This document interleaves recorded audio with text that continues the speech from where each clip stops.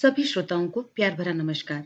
आप सुन रहे हैं देवदास शरद चंद्र चट्टोपाध्याय द्वारा रचित उपन्यास को हम आपके साथ एक श्रृंखला में साझा कर रहे हैं। 17वां परिच्छेद। कलकत्ता छोड़ने के बाद देवदास ने कुछ दिनों तक इलाहाबाद में निवास किया था। तभी उसने अचानक एक दिन चंद्रमुखी को पत्र लिखा। बहू, मैंने सोचा था कि अब मैं कभी कभी प्रेम न करूंगा।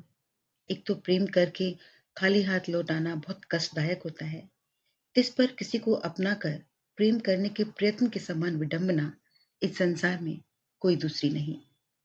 इसके उत्तर में चंद्रमुखी ने क्या लिखा ये जानना जरूरी नहीं, लेकिन उन दिनों देवदास को बार बार ख्याल आता था कि अगर एक बार वो आ जाए तो कैसा हो। फिर तुरंत ही डरता हुआ सोचता, नहीं नहीं, जरूरत नहीं। अगर पार्वती को पता लग गया। इस तरह बारी बारी से एक बार पार्वती और एक बार चंद्रमुखी उसके हृदय राज्य में निवास करती। कभी कभी उसके हृदय पट पर इन दोनों के ही मुख पास पास चित्रित हो जाते, मानो दोनों में परस्पर बहुत स्नेह हो गया है। उसके मन में दोनों ही पास पास विराजती। कभी कभी तो बिल्कुल अचानक ही उसे ऐसा जान पड़ता कि दोनों ही सो गई हैं। उस समय उसका मन इतना सूना हो जाता कि सिर्फ एक निर्जीव अतृप्ति ही उसके मन में मिथ्या प्रतिध्वनि की तरह घूमती फिरती। उसके बाद देवदास लाहौर चला गया। वहां चुन्नीलाल कोई कामकाज करता था। खबर पाने पर वो मिलने के लिए आया। बहुत दिनों के बाद दोनों मित्र एक दूसरे को देखकर लज्जित हुए और सुखी भी। उसकी संगत में देवदास फिर शराब पीने लगा। उसे चंद्रमुखी का ध्यान आता कि उसने शराब पीने के लिए मना किया था। उसे ध्यान आता कि उसमें कितनी अधिक बुद्धि है, वो कितनी शांत और धीर है, वो कितना स्नेह करती है। पार्वती इस समय सो गई थी, केवल बुझती हुई दीपशिखा की तरह कभी कभी जल उठती। लेकिन लाहौर का जलवायु देवदास को सहन नहीं हुआ। बीच बीच में तबीयत खराब हो जाती। पेट के पास मानो कुछ दर्द सा जान पड़ता। धर्मदास ने एक दिन रोते हुए कहा, देवदा, तुम्हारा शरीर फिर खराब हो रहा है, कहीं और चलते हैं। देवदास ने अनमनेपन से उत्तर दिया, ठीक है, चलो। देवदास अमूमन अपने डेरे पर शराब नहीं पीता था। चुन्नीलाल के आने पर किसी दिन पीता था, किसी दिन बाहर चला जाता।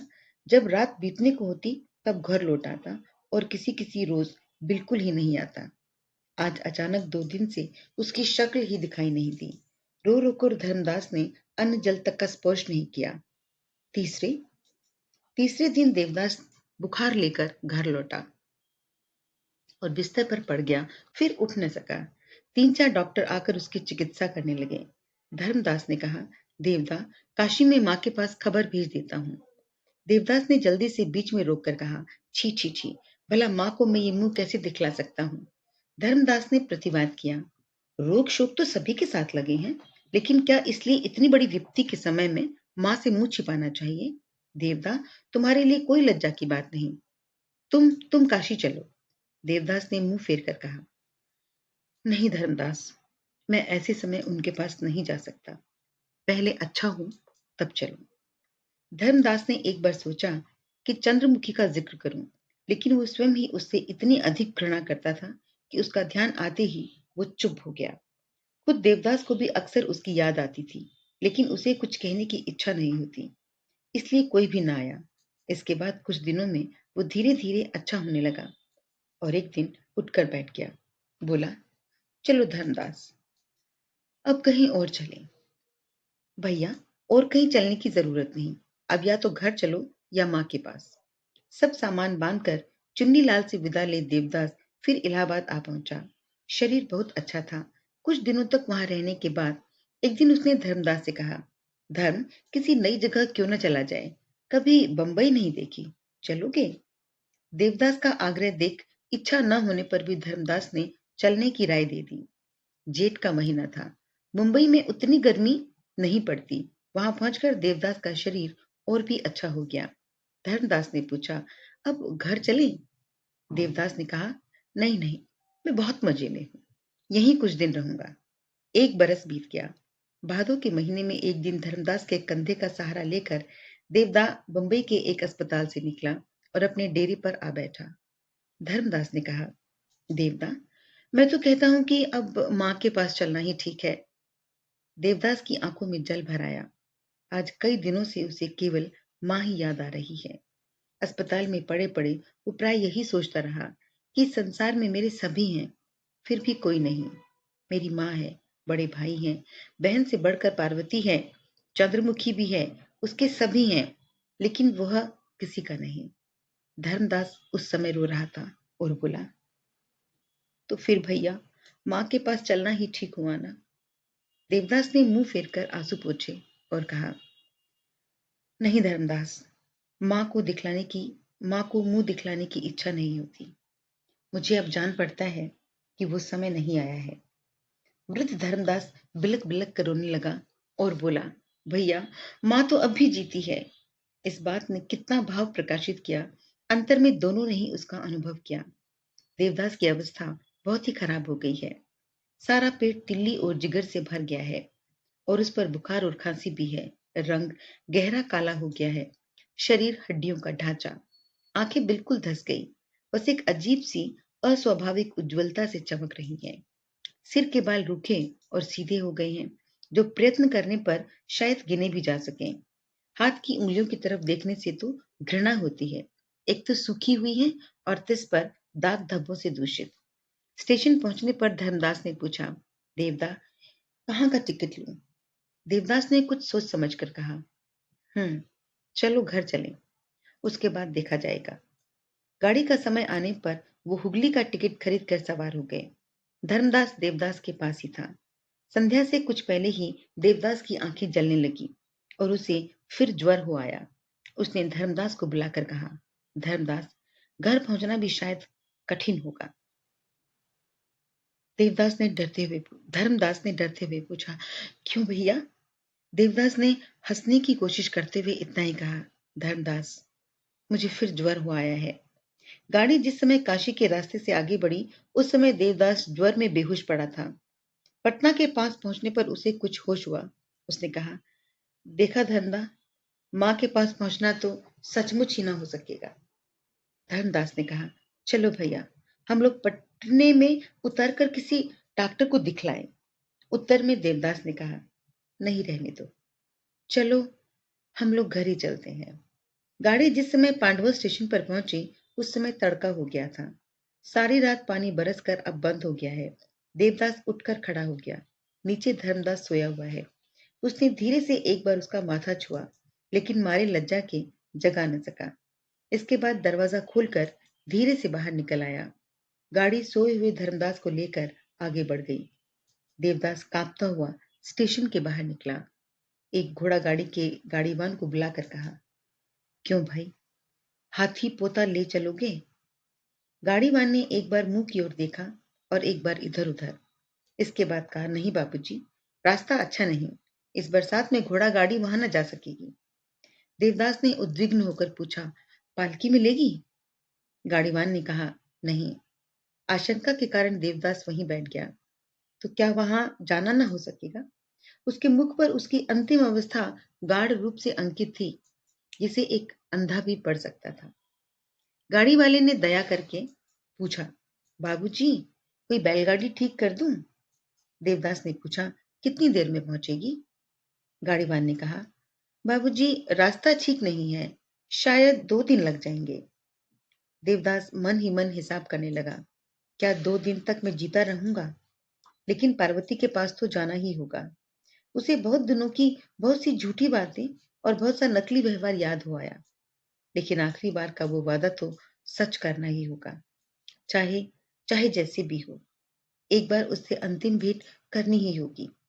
लेकिन इस जीवन की मियाद अब ज्यादा नहीं। यही तो बड़े भारी डर की बात लगती है। सहसा देवदास स्वयं में ही डरने लगा। जिस समय देवदास बैलगाड़ी पर बैठा, उस समय माँ की याद हो आई। उसकी आंखों से आंसू फूट पड़े और स्नेह से कोमल एक और मुख आज जीवन के इस अंतिम क्षण में अत्यंत पवित्र होकर उसे दिखाई दे रहा था। और वो मुख था चंद्रमुखी का। पापास्टर समझकर जिससे हमेशा घृणा की है, आज उसी की छवि अपनी माता के पास साफ साफ देखकर उसकी आंखों से झरझर आंसू बहने लगे। इस जन्म में उससे भेंट ना होगी और शायद बहुत दिनों तक वो खबर भी ना पा सकेगी। फिर भी पार्वती के पास चलना ही होगा। देवदास ने शपथ की थी कि एक बार अवश्य भेंट करूंगा। आज प्रतिज्ञा पूरी करनी होगी। रास्ता अच्छा नहीं है। रास्ते में कहीं बरसात का जल जमा है और कहीं रास्ता टूट गया है। कीचड़ से सारा रास्ता भरा हुआ है। बैलगाड़ी धीरे धीरे चलने लगी। कहीं गाड़ीवान को उतरकर पहिया ढकेलना पड़ता है और कहीं दोनों बैलों पर निर्दयता पूर्वक प्रहार करना पड़ता है। चाहे जिस तरह हो, वह 16 कोस का रास्ता उसे तय करना ही होगा। हू हू करती ठंडी हवा चल रही है। आज भी संध्या के बाद बहुत जोर से बुखार चढ़ाया। उसने डरते हुए पूछा, गाड़ीवान बाबू, अभी और कितना रास्ता बाकी है? गाड़ीवान ने कहा, बाबूजी, अभी 8-10 कोस है। जल्दी चलो भैया, तो मैं बहुत इनाम दूंगा। जेब में 100 रुपए का नोट था। उसे दिखाकर कहा, 100 रुपए दूंगा, जल्दी ले चलो। इसके बाद देवदास को इसका पता भी न चल सका कि वो सारी रात कैसे और किधर से होकर बीती। वो बिल्कुल बेसुध और बेहोश पड़ा रहा। सवेरे होश आने पर उसने पूछा, अरे गाड़ीवान, अभी और कितनी दूर है? क्या रास्ता खत्म नहीं होगा? गाड़ीवान ने कहा, अभी 6 कोस और है। देवदास ने ठंडी सांस लेकर कहा, जरा जल्दी चलो भैया, अब समय नहीं है।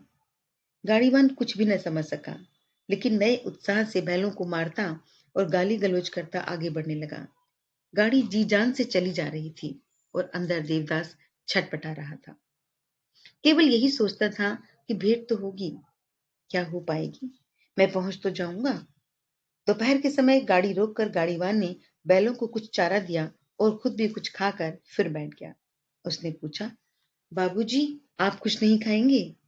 नहीं भाई, मुझे प्यास बहुत लगी है, जरा पानी पिला सकते हो? उसने रास्ते के पास ही एक तालाब से थोड़ा सा पानी लाकर दिया। शाम के बाद ज्वर के साथ देवदास की नाक में से बूंद बूंद कर खून गिरने लगा। उसने खूब जोर से नाक दबा ली। इसके बाद जान पड़ा कि दांतों के पास से खून बाहर निकल रहा है। सांस भी शायद रुकने लगी है। उसने हांफते हुए पूछा, अब और कितनी दूर है?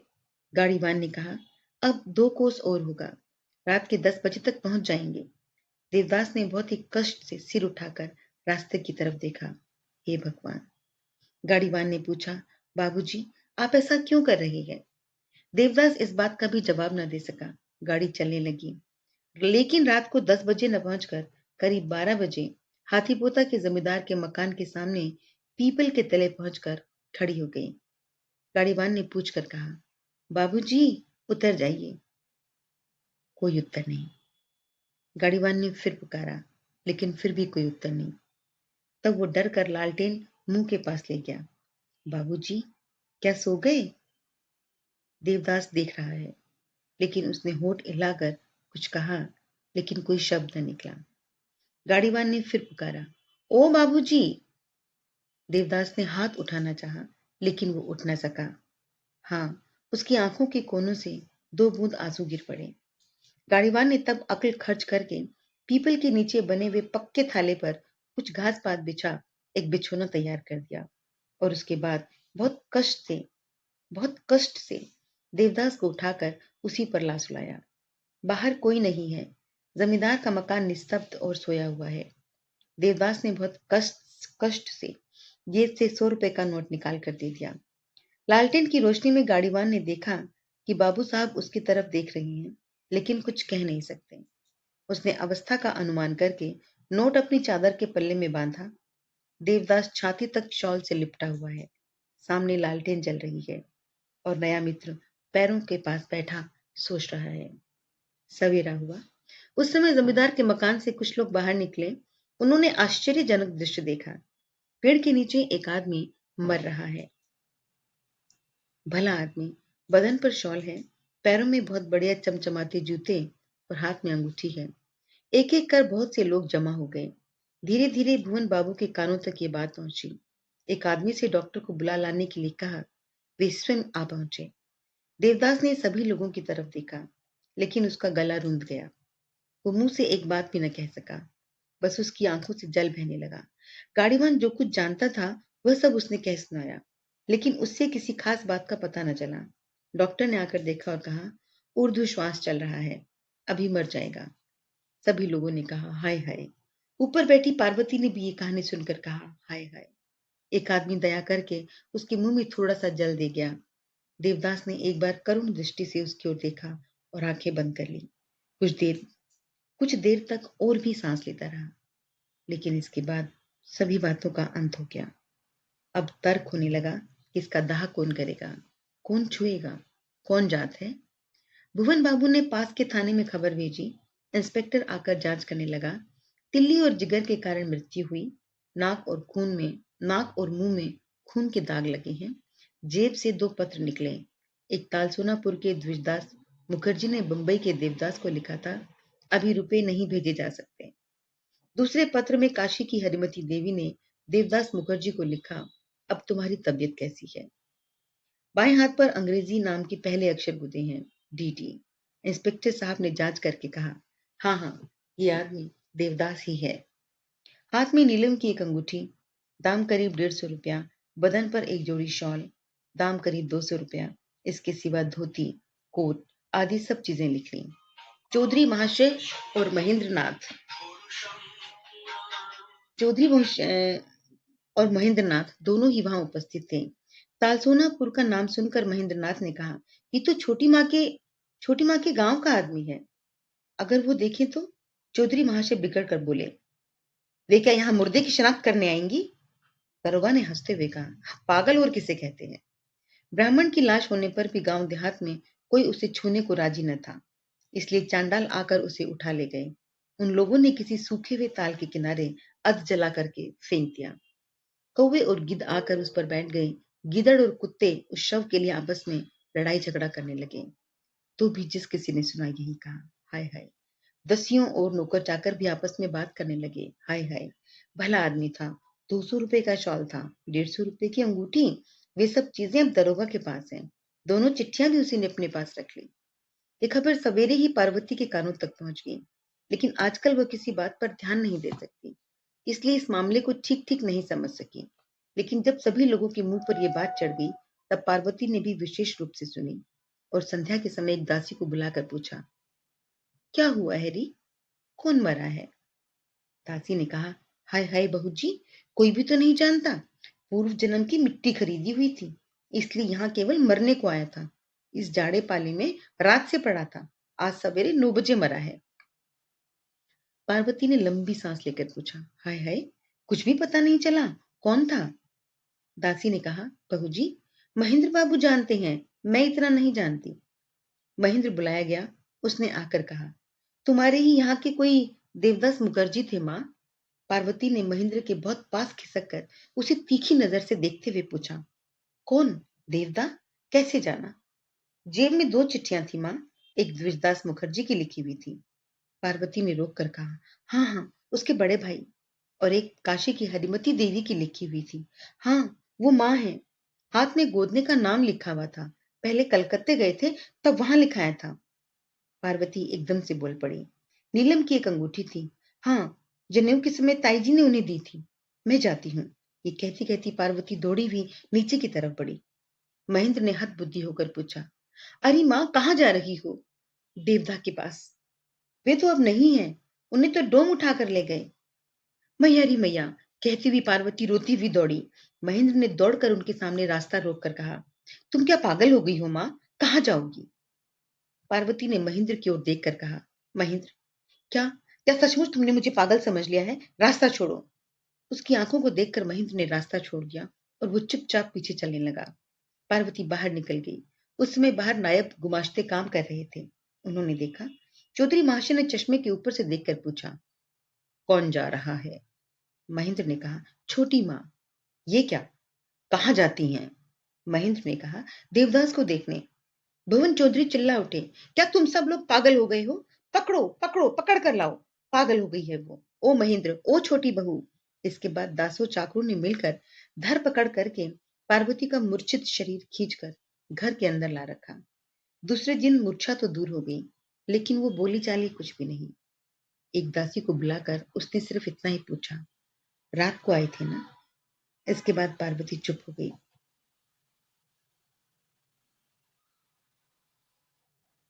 धन्यवाद। उम्मीद करती हूँ कि आपको ये कहानी पसंद आई होगी। पहले के सभी एपिसोड्स की भांति इस बार भी मैं आपसे यही रिक्वेस्ट करती हूँ कि आपको ये कहानी जैसी भी लगी और आपके जो भी विचार हैं इस पर अपने दोस्त के साथ यानी कि मेरे साथ ज़रूर साझा करें। अपना ख्याल रखें और अपने अपनों का ख्याल रखें। Take care, bye bye. अगली ऑडियो में आपसे फिर मुलाकात होगी। तब तक के लिए नमस्कार।